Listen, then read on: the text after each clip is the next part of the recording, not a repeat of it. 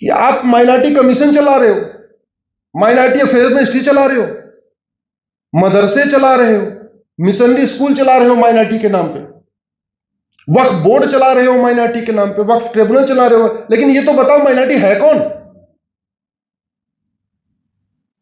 UN कहता है any group और community which is socially, economically, politically non dominant and inferior in population less than 1%। ये UN की definition है। हमने आज तक यूएन की डिफिनेशन को भी भारत में अडॉप्ट नहीं किया। भारत के संविधान में माइनॉरिटी शब्द केवल 2 बार आया, केवल 2 बार। आर्टिकल 29 में आया, आर्टिकल 30 में आया। क्या आया, क्यों आया? उसका एक कारण था, विभाजन हुआ था, मजहब के आधार पर हुआ था। जो लोग यहां रुक रहे थे, रफी अहमद किदवई जैसे लोग, उन्होंने बोला साहब ऐसा है, विभाजन हो चुका है, सरकार हिंदुओं की बनेगी, कल को ऐसा हो कि हमें अपने कल्चर को फॉलो करने से रोक दें, हमें अपने त्योहार मनाने से रोक दें। तो बोले ठीक है, आर्टिकल 29 में minorities have right to custom, right to culture. फिर उन्होंने बोला साहब ऐसा हम यहां रहेंगे तो कम से कम हमारे बच्चों को अपनी अपनी किताबें पढ़ने की छूट मिलनी चाहिए, बाइबल कुरान मिलने की छूट मिलनी चाहिए। बोले ठीक है, you have right to establish school, right to administrate, article 20। लेकिन कौन है माइनॉरिटी, ये कहीं लिखा नहीं। मेरा व्यक्तिगत मत यह है कि भारत में केवल यहूदी, पारसी और बहाई और 1-2 और मान लीजिए, इसके अलावा कोई माइनॉरिटी हो ही नहीं सकता। लेकिन 1992 में एक ही तीर से 2 निशान साधा गया।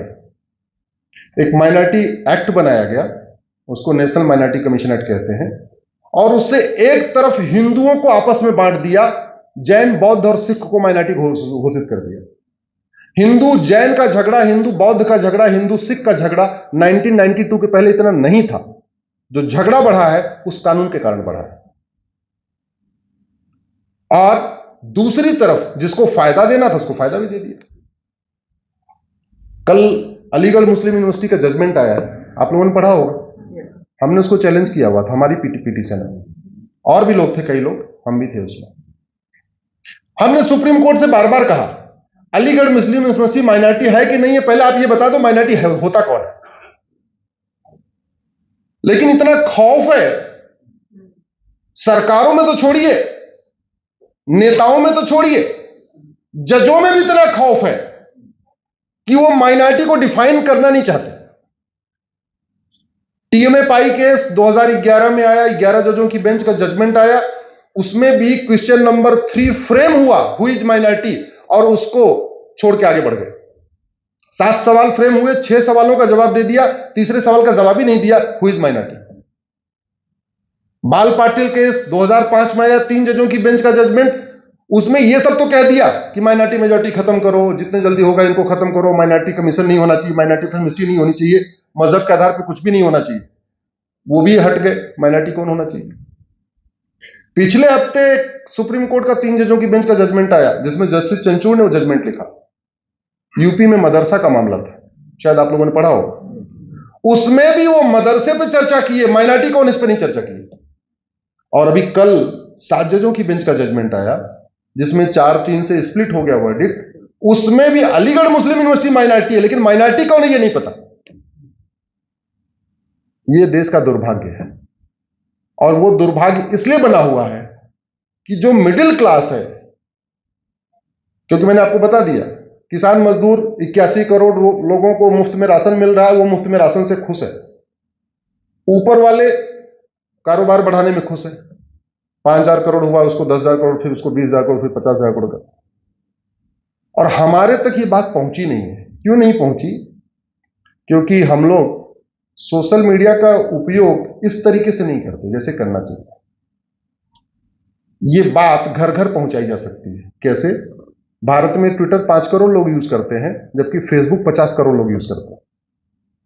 सबसे ज्यादा भारत में कौन यूज करता है? फेसबुक यूज होता है। और हम जैसे मिडिल क्लास या अपर क्लास के लोगों को लगता है फेसबुक एक गरीबों का टूल है, हमें जाना नहीं चाहिए इस पर। ऐसा मुझे ऐसे लगता है, अरे नहीं यार, ट्विटर यूज करो, इंस्टा यूज करो, ये फेसबुक क्या है तो है। और एक्चुअल में उन्हीं को जानकारी देनी है। आप लोग चाहें एक एक व्यक्ति 10-10 हजार लोगों को ये जानकारी पहुंचा सकता है। कैसे? कितने लोग जोड़े से आए, जरा हाथ उठाए। जोड़े से? हाँ। आपका नाम क्या है? नीरजा। आपका? अनंत। अब अनंत जी, अनंत के नाम से 5000 लोगों को फेसबुक पे जोड़ लें, 5000 फेसबुक फ्रेंड बना सकते हैं। और नीरजा जी 5000 लोगों को जोड़ लें तो टोटल कितने हो गए? 10,000। अनंत जी अगर अनंत नाम से फेसबुक फ्रेंड बनाएंगे तो फायदा यह होगा कि केरल में भी अनंत है, कश्मीर में भी अनंत है, लद्दाख में भी अनंत है, गुजरात में भी अनंत है, बंगाल में भी अनंत है। ब्राह्मण भी अनंत है, क्षत्रिय भी अनंत है, वैश्य भी अनंत है और दलित भी अनंत है। हिंदू भी अनंत है, जैन भी अनंत है, बौद्ध भी अनंत है और सिख भी अनंत है। सेम वही चीज नीरजा में भी है। तो अनंत जी और नीरजा जी मिलके 10,000, 5,000 अनंत और 5,000 नीरजा को यह बात पहुंचा सकते हैं कि भारत में माइनॉरिटी कमीशन चल रहा है, माइनॉरिटी फिल्म मिनिस्ट्री चल रही है, वक्फ बोर्ड चल रहा है, वक्फ ट्रिब्यूनल चल रहा है, हजारों करोड़ का बजट चल रहा है, हमारा पैसा खर्च हो रहा है, लेकिन माइनॉरिटी का उन्हें किसी को पता ही नहीं। हो सकता है कि नहीं हो सकता? तो अनंत जी और नीरजा के लिए ताली बजाइए।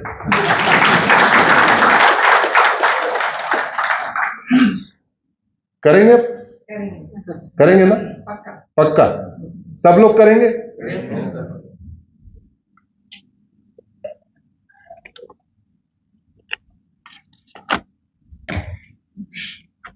भारत में डेमोग्राफी बहुत तेजी के साथ बदल रही है। मैंने 2017 में एक पीआईएल फाइल किया था, अभी सुप्रीम कोर्ट में चली रही है। उस समय मैंने कहा था कि 5 करोड़ घुसपैठिए आ चुके हैं। सुप्रीम कोर्ट में जब हम पीआईएल करते हैं तो हर चीज एफिडेविट लिख के देते हैं, अटेस्ट करा के देते हैं, जिससे कल को कोई चैलेंज न कर पाए, और चैलेंज करता है तो बड़ी दिक्कत भी आती है, सारे आंकड़े सही देने पड़ते हैं। मेरा अनुमान है कि अब इनकी संख्या 5.5 करोड़ हो चुकी है, क्योंकि 17 में 5 करोड़ थे, अब लगभग वो 5.5 करोड़ हो चुका है। 5.5 करोड़ का मतलब ऑस्ट्रेलिया की जनसंख्या 2.5 करोड़ है और भारत में 5.5 करोड़ बांग्लादेशी रोहिंग्या रहते हैं, यानी 2 ऑस्ट्रेलिया के बराबर। अरब की जनसंख्या 3 करोड़ है, भारत में 5.5 करोड़ घुसपैठिए रहते हैं, तो लगभग 2 अरब भारत में घुसपैठिए रहते हैं। मुझे जो खतरा दिख रहा है वो मैं आपसे शेयर करना चाहता हूं। दुर्योधन का ननिहाल गंधार हिंदू राष्ट्र था। 1805 में वहां के प्रधानमंत्री थे पंडित नंदराम टिक्कू, कश्मीरी ब्राह्मण थे। अच्छा, 1805 में नंदराम टिक्कू ने सोचा होगा क्या कि अभी कुछ दिन बाद क्या होने वाला? नहीं। बाद में तख्ता पलट हुआ, नंदराम टिक्कू अपना परिवार लेके बड़े मुश्किल से जान बचा के भागे, जो प्रधानमंत्री थे, और फिर वो गंधार क्या बन गया? अफगानिस्तान। वहां हिंदू बचा क्या? जैन बचा क्या? बौद्ध बचा क्या? सिख बचा क्या? ब्राह्मण बचा क्या? क्षत्रिय बचा क्या? नहीं। वैश्य दलित कोई बचा नहीं? बचा। ये तो हो गया दुर्योधन का ननिहाल। दूसरा, राजा भरत का ननिहाल, जहां से माता कैकेयी आई थी, उसको पाकिस्तान कहते हैं। हिंदू जैन बौद्ध सिख खत्म, ब्राह्मण क्षत्रिय वैश्य दलित खत्म। ईस्ट बंगाल, जिसको बांग्लादेश कहते हैं। भारत के 2 बड़े प्रांत हुआ करते थे, एक पंजाब, एक बंगाल। अंग्रेजों ने बड़े चालाकी से क्या किया, पंजाब के 2 टुकड़े किए और बंगाल के 2 टुकड़े किए। पंजाब को भी ईस्ट पंजाब वेस्ट पंजाब बना दिया, बंगाल को भी ईस्ट बंगाल वेस्ट बंगाल बना दिया। तो ईस्ट बंगाल पाकिस्तान में बन गया, वेस्ट बंगाल हमारे पास रह गया, और पंजाब में उल्टा हुआ, वेस्ट पंजाब पाकिस्तान में बन गया और ईस्ट पंजाब हमारे पास रह गया। पंजाब से भी खत्म हो गए।